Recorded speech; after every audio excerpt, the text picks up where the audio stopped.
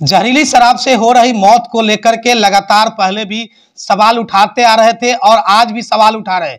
हमारे साथ बातचीत करने के लिए राज्यसभा के पूर्व सांसद और राजद के पूर्व विधायक डॉक्टर अनिल सहनी है।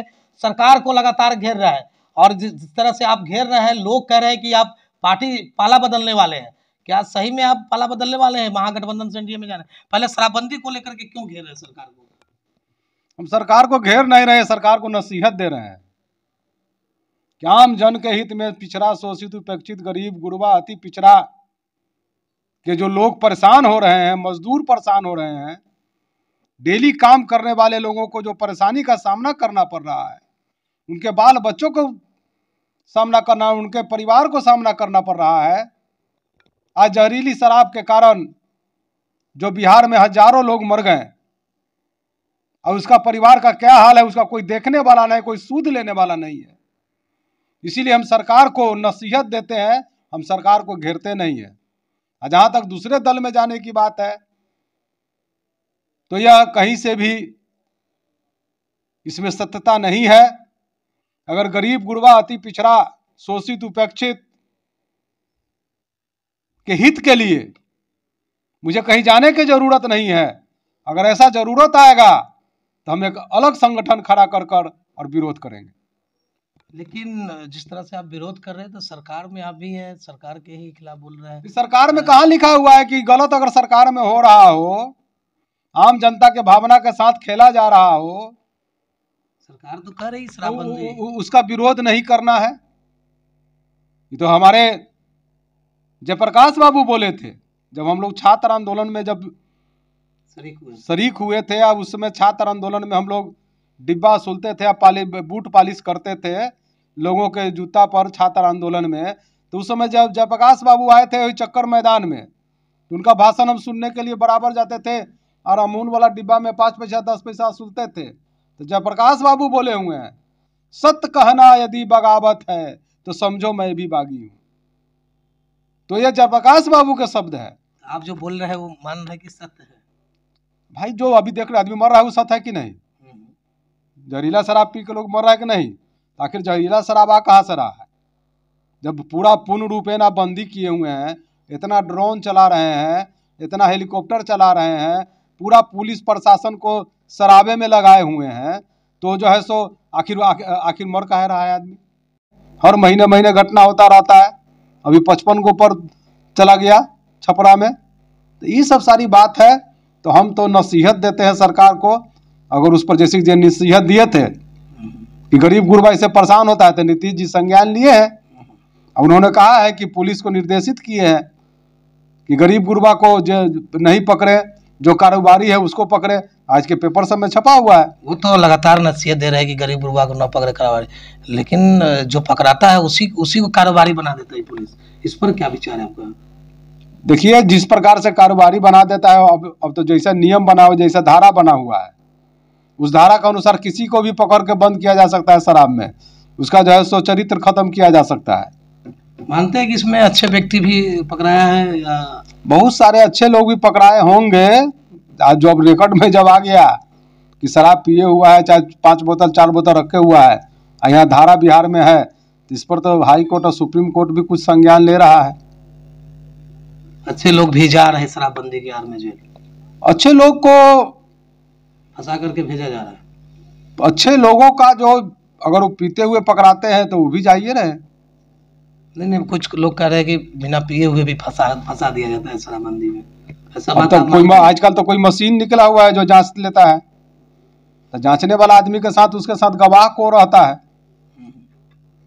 उसमें जब पुलिस जब किसी को जांचे तो 5 आदमी आम जनता को गवाह बनावे कि सही में इसके जांच में आया कि नहीं।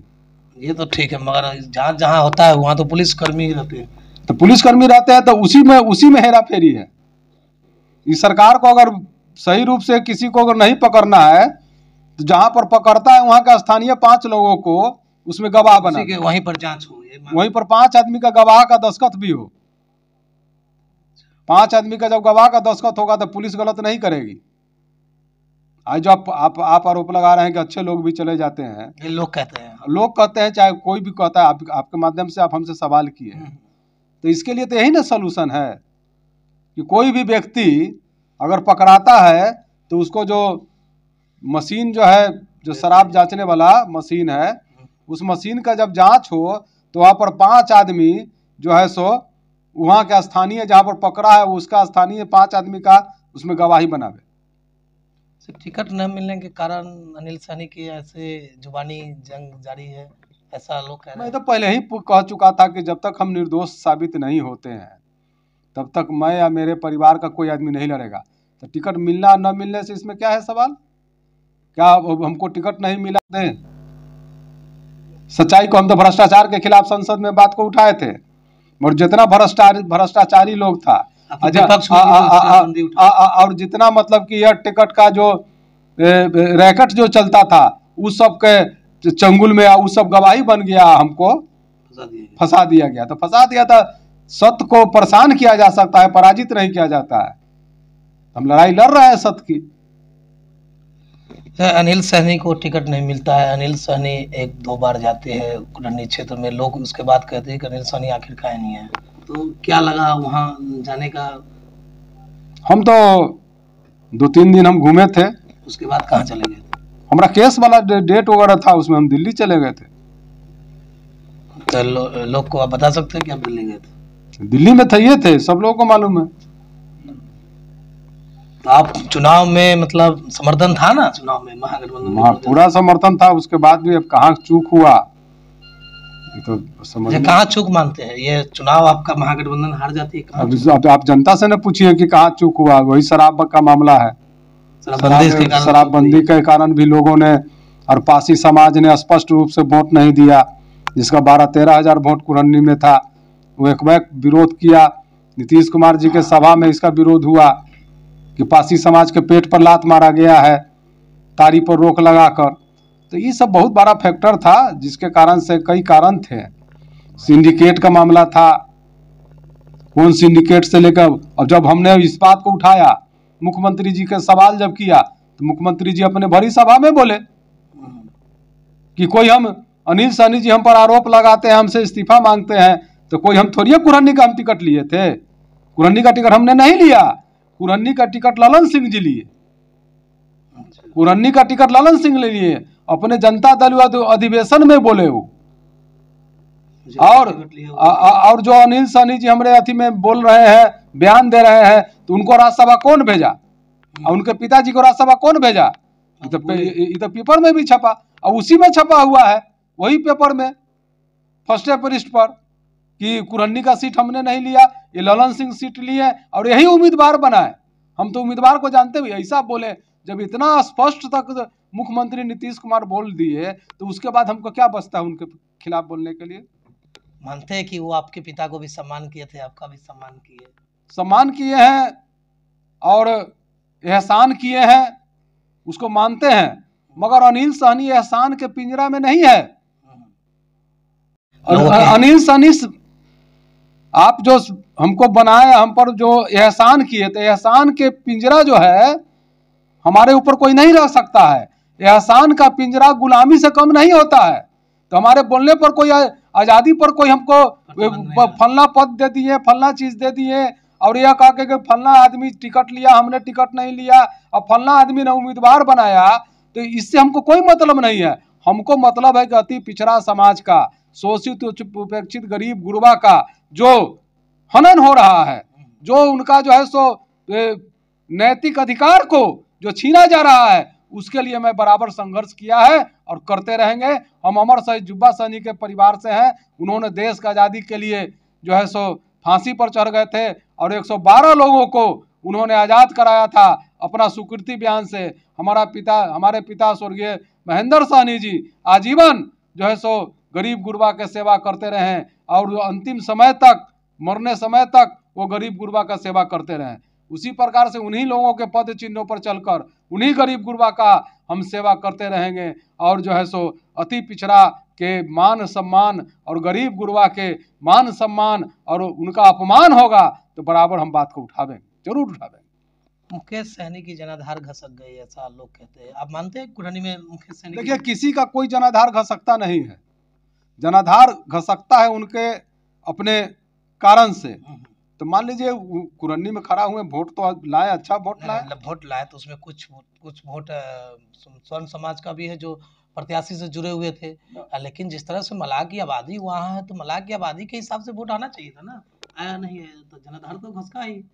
देखिए जनाधार कोई अपने नहीं लड़ रहे थे, अब क्या कैसे है वहाँ उनका अपने नहीं लड़ रहे थे तो पूरा ताकत झोंके हुए थे, भले चेहरा किसी और का हो, ताकत तो वही। हम जो है सो मुकेश सहनी पर किसी प्रकार का टिप्पणी नहीं करते हैं, वो अपना दल चला रहे हैं, पार्टी चला रहे हैं, और किस प्रकार से पार्टी चला रहे हैं वही जाने। मदन सहनी आरक्षण को लेकर के मलाह समाज को आरक्षण दिलाने की लड़ाई लड़ रहे, तो अनिल सहनी इसमें शामिल नहीं हुए, क्या वजह रहा? देखिए मदन सहनी जी एक सुलझे हुए नेता हैं, और आप ही सुने होइएगा कि मदन सहनी मंत्रिमंडल से भी इस्तीफा दिए थे नीतीश कुमार। और ये भी बात वो बोले थे कि हाँ वो चपरासी हमारा बात नहीं मानता है, वो तो बोले थे उस अपने ही सरकार और नीतीश कुमार उसको फिर मना कर फिर मंत्रिमंडल में शामिल किए। तो सबसे पहले अति पिछड़ा समाज का जो आरक्षण के लिए हम उनका स्वागत करते हैं।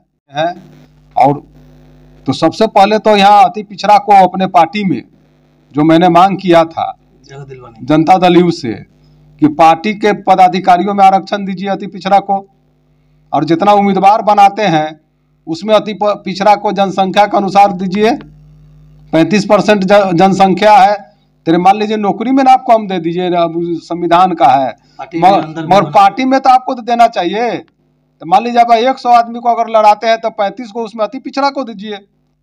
ये बात पार्टी में मदन बाबू को उठाना चाहिए, तब जाके इनका केंद्र से जो मांग रहे हैं उस पर लोगों को अमल होगा।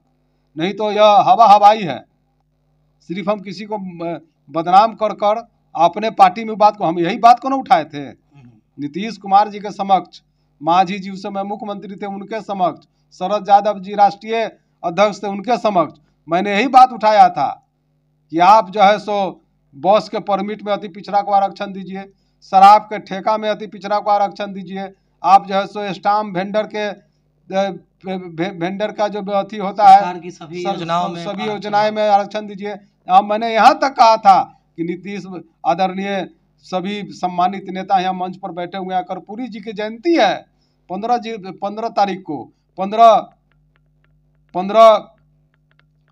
24 जनवरी 1915 को मैंने स्पष्ट रूप से कृष्ण मेमोरियल हॉल में कहा था कि आप सबसे पहले पार्टी का जो एक तो आप टिकट नहीं मिलता है, जो टिकट मिलता है अति पिछड़ों को 100% जीत कर आता है, तो आप 35% पहले जनता दल यू के में लागू कीजिए कि 35% हम अति पिछड़ा को टिकट देंगे।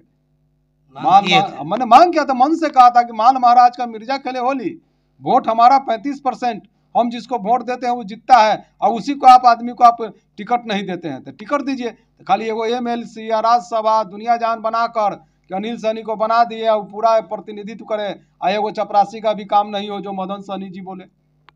मदन सहनी जी इसी के लेकर ना इस्तीफा दिए थे कि हमारा एगो चपरासी बात नहीं मानता है विभाग में। अनिल सहनी दारूबंदी के खिलाफ रहेंगे, लोगों के हित में खड़े रहेंगे। बराबर हम खड़े हैं दारूबंदी ठीक है, दारूबंदी कीजिए, मगर पहले आदमी को जगाइए, जन जागरण अभियान चलाइए कि दारू पीने से क्या क्या खराब है। महात्मा गांधी का उदाहरण है, गुजरात का उदाहरण है, कई जगह का उदाहरण है जिसको आप आम जनता को समझा सकते हैं, जन जागरण कर सकते हैं। जैसे नशा मुक्ति केंद्र था, जो लोग ज्यादा पीता है उसको पकड़ कर नशा मुक्ति केंद्र में बंद कीजिए, और जो है सो काम को आम लोगों के प्रति अब आप एक तरफ बंद किए हुए हैं। आज जो है सो 50-60 को जो लोग जो मरा है छपरा में, आज जो है सो अगर सही शराब अगर खुला रहता, उसका जांच तौल करके उसको रहता, तो आज परिवार बर्बाद नहीं होता उतना। आज दुख है, हम बहुत दुख व्यक्त करते हैं और हम लोग मर्माहत हैं। और जो है सो जिस प्रकार से शराब का जो गलत तरीके से शराब का लोगों के पास में जा रहा है और गलत तरीके से लोग पी रहे हैं, तो मैं तो बराबर आप लोगों के माध्यम से अपने हम अपील भी किया है कि जब तक बिहार में शराब बंदी है तब तक किसी प्रकार के शराब आप नहीं पिए। हो सकता है आप जहर पी रहे हो, तो भी लोग पी रहे हैं। हमारे साथ बातचीत कर रहे थे राज्यसभा के पूर्व सांसद है डॉक्टर अनिल सहनी। शराबबंदी को लेकर के विपक्ष में भी थे, तब भी मामला उठा रहे थे, और आज भी उसी मजबूती के साथ उठा रहे। हालांकि इनका कहना है कि पिछड़े दलित के साथ जिस तरह से शराबबंदी के आड़ में जो कार्रवाई हो रही है और जहरीली शराब से, हालांकि छपरा में मौत भी हो गई है, लगभग 50 से ऊपर की लोगों की मौत हो गई जहरीली शराब पीने से। ऐसे में इनका स्टैंड जो है वो लगातार शराबबंदी को लेकर के कायम है कि आखिर पहले इसको बंदी से पहले जन जागरूक करना चाहिए, ऐसा डॉक्टर अनिल सहनी का कहना है। हमारे साथ बातचीत कर रहे थे। देखते रहे खबर मुजफ्फरपुर। लगातार हम आपको मुजफ्फरपुर की विशेष खबरों से अवगत कराते रहेंगे। शो के प्रायोजक है मां भवानी डेकोर प्राइवेट लिमिटेड, मतलब a complete floor solution, new 0 mile Dadar road, Muzaffarpur.